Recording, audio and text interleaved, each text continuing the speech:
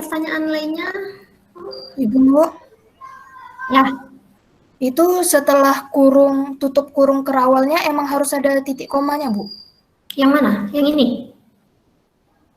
Iya. Ya, ya, karena kan ini masih satu apa namanya? Satu statement. Nah, kan pada bahasa Java satu statement itu nanti akan diakhiri oleh tanda titik koma.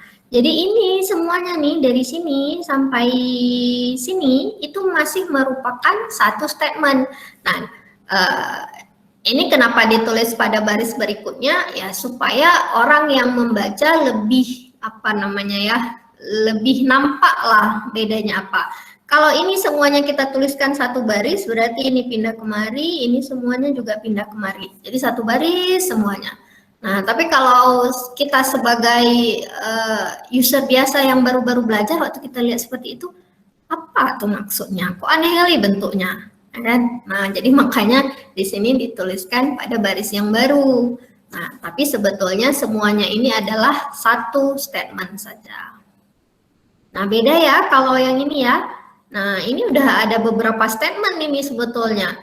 Pertama new seeable, kemudian Anda buka kurung, ada nama metode. Nah, ini adalah statementnya. Tutup kurung lagi, tutup kurung lagi. Udah ada beberapa baris. Nah, sedangkan yang ini memang anggapannya itu adalah satu statement saja. Oke, bisa dipahami? Bisa, Bu. Ada lagi pertanyaan yang lain? Bu, Ya, masih bertanya tentang lambda expression tadi, Bu. ya. Jadi itu kan di interface variable-nya kan cuma ada satu metode, Bu. Bagaimana kalau dua metode? Dua metode. Lambda expression-nya itu bagaimana, Bu? Itu sama dengan name tanda panah buka kurung return hello plus name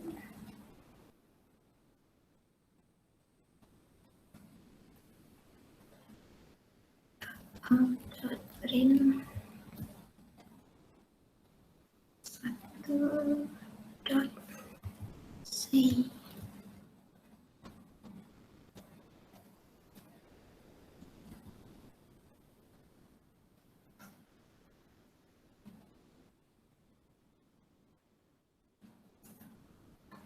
Waduh, masih banyak.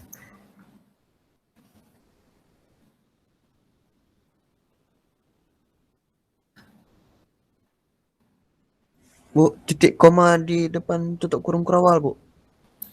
Oh ya, harusnya di sini kan. Ini sesuai pertanyaan yang tadi. Oh ya, ada titik komanya lagi. Titik koma, dah.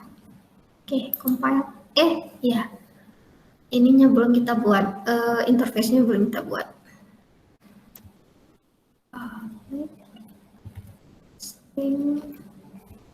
String name. Oke, dah. Kita coba. Oke, dah ya. Nah, sekarang kalau dua ya. Kalau dua, saya pun jarang juga pakai yang lebih dari satu ini. Tapi kita coba sama-sama di sini. String greeting, string name. Metodenya beda ya. Oh, pakai nama metode yang sama saja.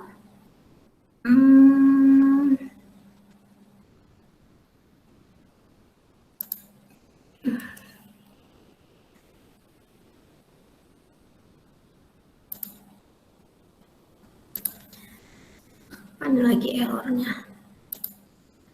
Incompatible type. Sayable is not a functional interface. Sayable is not a functional interface. Oh, I see. Ternyata nggak bisa. Bentar ya, bentar. Ada yang kalau kita baca dari errornya ini, interface yang bisa kita buat sebagai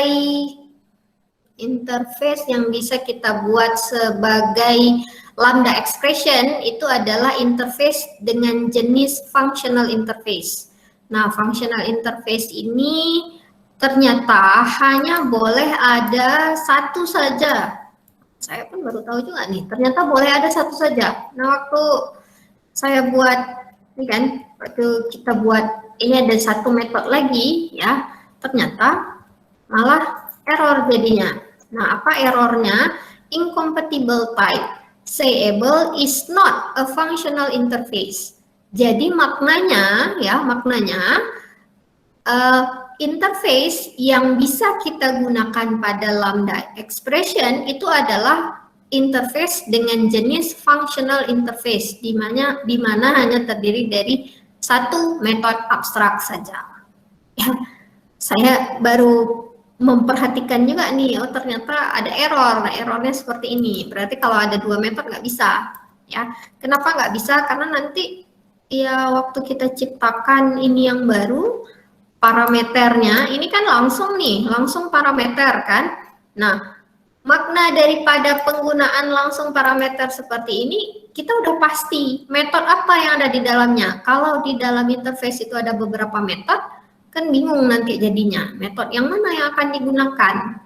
Ya, jadi memang berarti sudah dibatasi pada bahasa Java ini. Interface pada lambda expression itu adalah functional interface yang terdiri dari satu metode abstrak saja. Oke, lagi pertanyaannya? Ya, udah bisa dipahami? Siapa tadi yang nanya? Sultan dah, siapa? Iya Bu, sudah paham. Terima kasih Bu. Oke, ada lagi pertanyaan lainnya?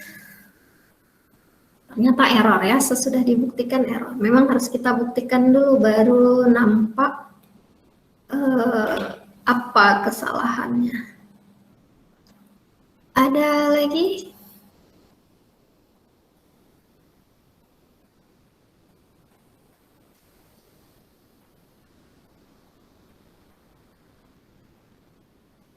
Nah, kalau metode reference sudah bisa dipahami. Metode reference ini bentuk lebih ringkas lagi ya.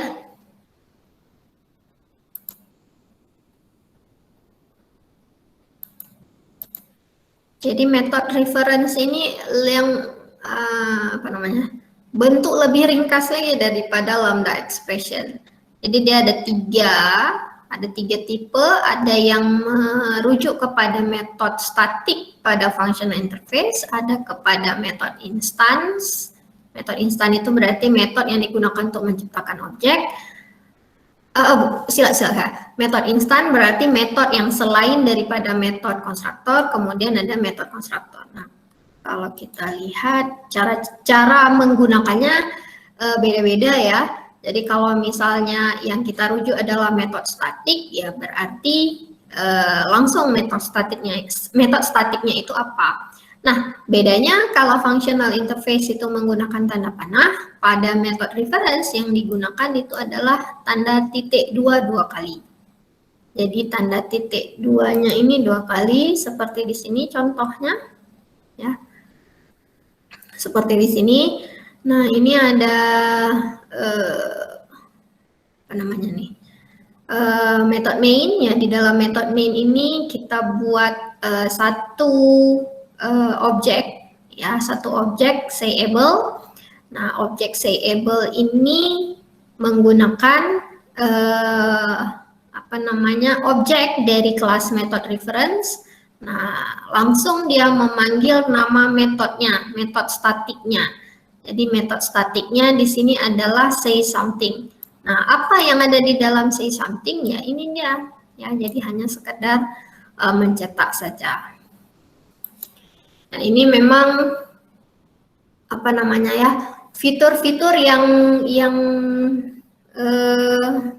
lebih mungkin bagi programmer itu akan dapat lebih memudahkan karena lebih ringkas ya daripada dipanggil panjang-panjang.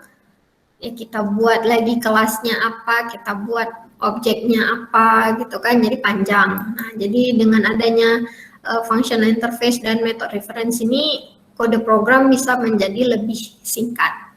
Ya. Cara penggunaannya nanti tinggal dibaca aja, dicoba sendiri kayak gimana.